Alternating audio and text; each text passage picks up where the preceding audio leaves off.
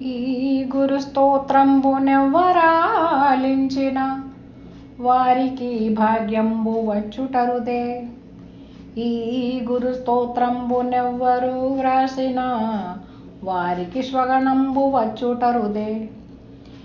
ఈ గురు స్తోత్రంబునెవ్వరు నేర్చిన వారికి మోక్షంబు వచ్చుటరుదే.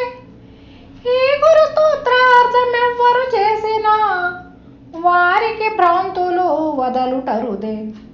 గాన ఈ గురును తినతి కాక్షతోడ చదివెతను జన్మ మరణముల్ సమసిపోవ. భాగవత వంశ భవ కృష్ణ యోగి రాజా దేవి శారద మామక దేశికేంద్ర. జై నిజ గురుభ్యో నమః. జై అమలాంబ సమేత అనుభవానంద రాజయోగేంద్ర ప్రభుస్వాముల వారి దివ్య చరణార విందములకు ద్వాదశి వందనములు సమర్పించుకొనుచు శ్రీమద్ భాగవత కృష్ణ దేశిక స్వాముల వారి స్తోత్రం శ్రీమతి తల్లావర్జుల జాలమాంబ గారిచే భక్తిపూర్వకముగా చేయబడిన శేషపద్యముల యందు మనం ఈరోజు 13వ పద్యం. ఈ పద్యంలో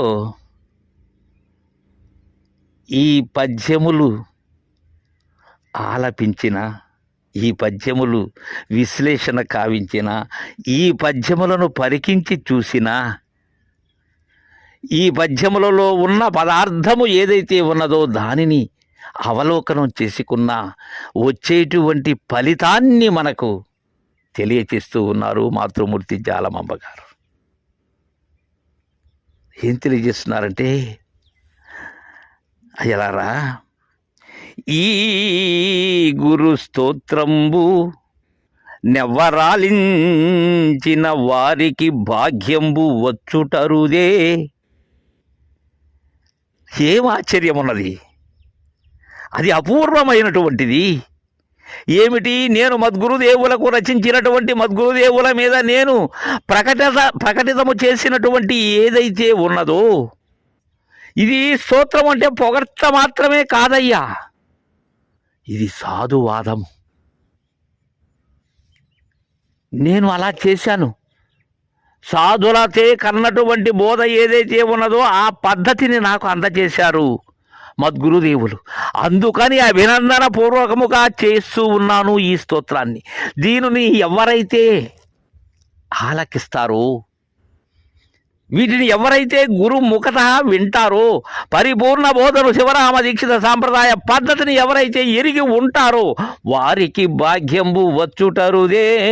ఏ భాగ్యం? భ్రాంతిరహితమే భాగ్యం ఇక్కడ,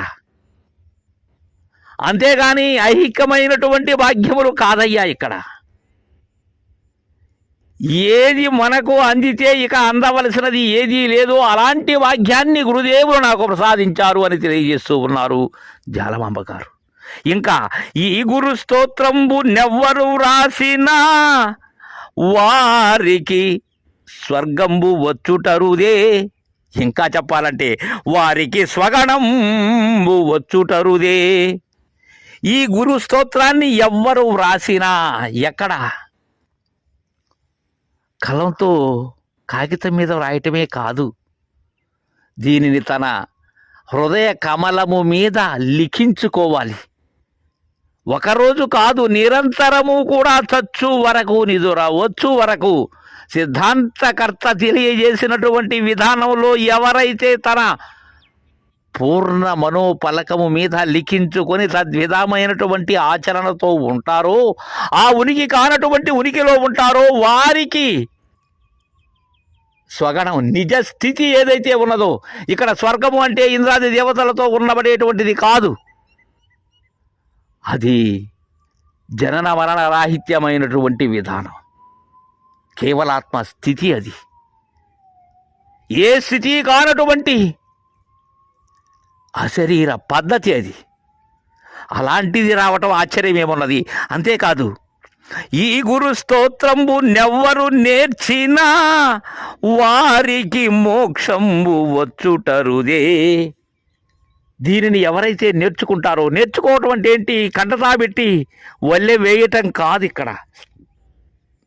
దీనిలో మద్గురుదేవుని యొక్క త్రిప్రసాదములు ఏవైతే ఉన్నవో వాటిని అంది, గురుకీలు పొంది ఉన్నదానిని ఉన్నట్లుగా ఉండజూసినది ఏదో దానిని లేనటువంటి విధానంలో ఆ నేర్పు కలిగినటువంటి వారు నేర్చుకోవటం, అంతేగాని అక్షరాలను వెళ్ళివేయటం కాదు. గురు ఆచరణ, అలాంటి గురు సేవ, అలా నేర్చినటువంటి వారికి ఇక విడుపు లేకుండా ఏముంటుంది? ఆ లేని విడుపు, లేని కళ, అది మెలకలో ఆ మేలు కన్నటువంటి వారికి, ఆ కీలు ఎరిగినటువంటి వారికి ఇక ఆశ్చర్యం ఏమున్నది అంటున్నది ఆ తల్లిగారు. ఇక ఈ గురు స్తోత్రార్థమెవ్వరు చేసినా వారికి భ్రాంతులు వదలుటరుదే. ఈ గురు శిష్య సంవాద రూపమైనటువంటి ఈ సాధు వాదన ఏదైతే ఉన్నదో, నేను తెలియజేసేటువంటి ఈ సాధు వాదనైనటువంటి ఈ అభినందన పూర్వక శిశావాద్యముల యొక్క అర్థం, వాటిలోని లోతు, ఇంకా చెప్పాలంటే జాలమాంబ గారి హృదయాన్ని, శిష్యుని యొక్క హృదయాన్ని, శిష్యునకు గురువు మీద ఉండబడేటువంటి భావాతీతమైనటువంటి యథార్థ స్థితి ఏదైతే ఉన్నదో దానిని ఎవరు చేసినా సరే, ఎవరు దానిని విశదపరిచినా సరే, ఎవరు విశ్లేషణ గావించినా సరే వారికి భ్రాంతులు వదలుటరుదే. అలా గానం చేసిన, అలా వ్రాసిన వారికి ఈ జగద్భ్రాంతి ఏదైతే ఉన్నదో, జనించి గతించేటువంటి భ్రాంతి ఏదైతే ఉన్నదో అది వదిలిపోతుంది. అంతకుముందు పట్టుకోను లేదు. పట్టుకున్నామనేటువంటి భ్రాంతి ఏదైతే ఉన్నదో, పట్టి ఉన్నది అనేటువంటి భ్రాంతి వదిలిపోతుంది. ఇక కాబట్టి అయ్యలారా, కాన ఈ గురు నుతి నతి కాంక్షతోడ అత్యంత వేగముగా, శీఘ్రముగా, అతి కాంక్షతో తను ఉన్న గృహం తగులుబడిపోతూ ఉండేటప్పుడు తను బయటకు ఎంత శీఘ్రముగా వెళుతాడో తద్విధానంగా, తనను క్రూర మృగం వెంబడించేటప్పుడు దాని నుంచి తప్పించుకునేందుకు ఎంత శీఘ్రముగా వెళుతాడో తద్విధానంగా,